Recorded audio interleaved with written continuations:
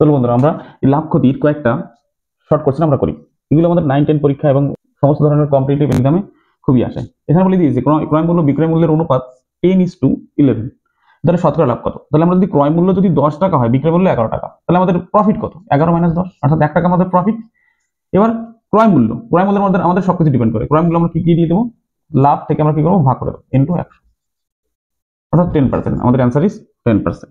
এই অঙ্কটা বলে যে একটি বই 40 টাকায় কিনে 60 টাকায় বিক্রি করেছে, তাহলে শতকরা লাভ কত? তাহলে আমরা কি করব? প্রফিট আমাদের কত? বিক্রয় মূল্য মাইনাস ক্রয় মূল্য 20 টাকা। এবার আমাদের ক্রয় মূল্য কত? 40। আমরা 40 দিয়ে কি করে দেবো? ভাগ করে দেবো ইন্টু 100।